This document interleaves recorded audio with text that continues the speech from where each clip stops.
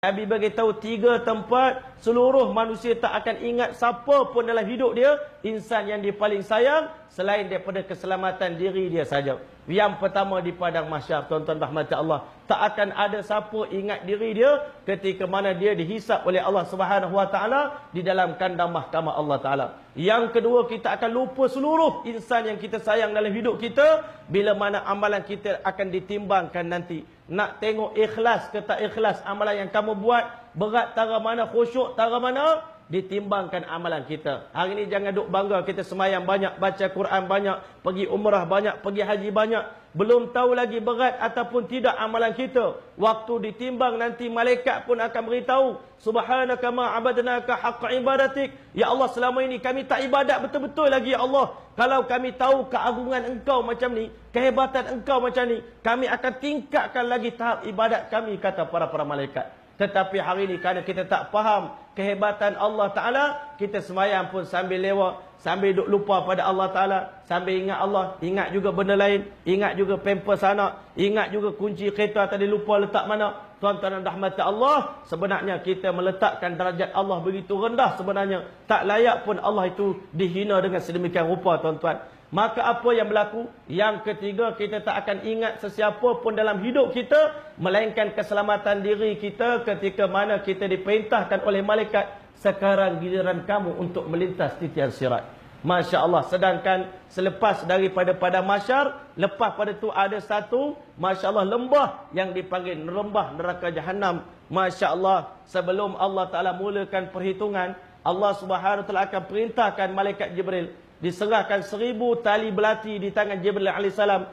Jibril alaihissalam akan perintahkan para malaikat, cangkukkan ini semua tali-tali belati ini di tembok neraka Jahannam, yang mana kata Nabi SAW, tembok neraka Jahannam diperbuat daripada besi, yang mana lebarnya tembok itu sepanjang 40 tahun perjalanan. Ini lebarnya dinding neraka Jahannam, 4 segi neraka Jahannam. Diheret setiap tali belati yang 70,000 tadi, memerlukan tenaga 70,000 pula malaikat kena heret neraka Jahannam, tuan-tuan, sebelum Allah mulakan perhitungan di padang mahsyar. Sebelum Allah nak tanya kita semua, nak hisap amalan kita, nak tanya nikmat yang Allah bagi kepada kita. Maka di kali itu kata Nabi SAW, ketika mana jarak di antara neraka dengan dunia, dengan manusia ni 100 tahun. Di kali itulah, idza ulqu minha makanan dhayiqan sami'u laha taghayyuzan wa zafira. Ketika mana neraka Jahannam datang, sami'u laha taghayyuzan wa zafira, kamu akan dengar suara neraka yang mengaum, begitu bengis neraka Jahannam macam mana seekor binatang yang sangat-sangat garang. Itu kelakuan neraka Jahannam. Sampai 100 tahun dekat dengan kita, di kali itu neraka akan mengaum sekali. Kata Nabi SAW, sekali mengaum saja, di kali itu seluruh makhluk akan menggeletar ketakutan yang bersangatan. Ya Allah, macam mana kami pada hari ini ya Allah? Neraka mengaum kali yang kedua. Kali yang kedua semua nabi-nabi, malaikat-malaikat pakat terduduk di atas lutut masing-masing, menggigil ketakutan mendengar suara neraka Allah Subhanahu Wa Taala. Yang ketiga, neraka akan mengaum dengan ngauman yang menyebabkan balaghatil qulubul hanajir. Hati manusia jantung naik sampai ke halqum, ke tekak, kerana terlalu takut sangat mendengar suara neraka Allah Subhanahu Wa Taala. Wahai hamba aku, selama ini hamba duk ingat aku main-main. Aku hantar kamu ke alam dunia bukan untuk main-main. Afa hasibtum annama khalaqnakum abatha. Kamu sangka aku hantar kamu ke alam dunia untuk main-main, untuk sia-sia. Wa annakum ilaina la turja'un. Kamu tak akan kembali kepada kami satu hari nanti.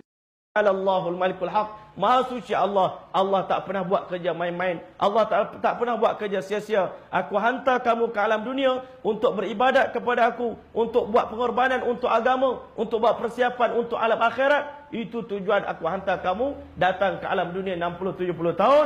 Maka di kali itu, Masya Allah, di saat itulah Allah Subhanahu Wa Taala belum memperlihatkan kelakuannya seolah-olahnya, belum lagi menampakkan keinginannya untuk menghisap amalan manusia. Maka setelah itulah tuan-tuan rahmat Allah, seluruh manusia dalam kelaparan, dalam keletihan, dalam kepanasan, badan dah berlengah. Waktu itu tuan-tuan rahmat Allah, Allah setelah akan naikkan peluh manusia mengikut kadar dosa masing-masing. Ada orang kerana dosanya banyak, tak sempat taubat, dosanya air peluhnya naik, peluh yang begitu panas sampai ke paras buku lali. Ada orang peluhnya sampai ke paras lutut. Ada orang duduk dalam pada masyar, peluhnya sampai ke paras pusat. Ada orang peluhnya sampai ke paras dagu. Ada orang yang mana peluhnya sampai ke paras telinga. Tetapi pada hari itu ada orang kata, ya Allah, daripada kami duduk dalam peluh yang begini panas, lebih baik lempak terus kami dan neraka pun lagi baik. Ini kata-kata sebagian orang merasakan azab duduk dalam peluh itu pun dah rasa azab berat sangat dah. Itu keadaan di alam akhirat. Maka di kali itulah seluruh manusia akan mencari siapa boleh tolong kita pada hari ini.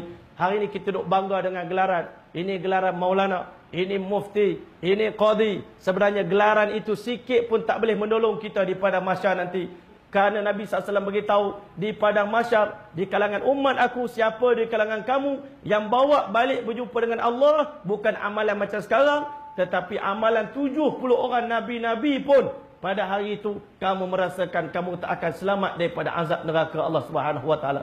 Menggigil ketakutan. Bayangkan kalau amal macam kita ni tuan-tuan. Sebab itu sebelum kita kembali pada Allah, cuba ikhlaskan semua amal ibadah kita. Semua aku buat, semuanya untuk Allah Ta'ala. Mengajar aku untuk Allah. Sembahyang aku untuk Allah. Mendidik aku untuk Allah. Bekerja aku untuk Allah. Cari rezeki pun untuk Allah. Aku mendidik anak isteri pun semata-mata kerana Allah Subhanahu Wa Taala. Mudah-mudahan Allah rahmati pertemuan kita pada malam ini insya-Allah. Mudah-mudahan kita semua diselamatkan oleh Allah di padang mahsyar. Allah SWT golongkan kita di kalangan umat yang akan berpeluang memasuki syurga tanpa hisab. Dan kata Nabi SAW sebagai pesanan terakhir, la yashba'al mu'min minal khair, orang beriman tak pernah kenyang buat baik hatta yakuna muntahahul jannah, sehingga akhirnya kaki dia menjejakkan kakinya pintu gerbang syurga Allah Ta'ala.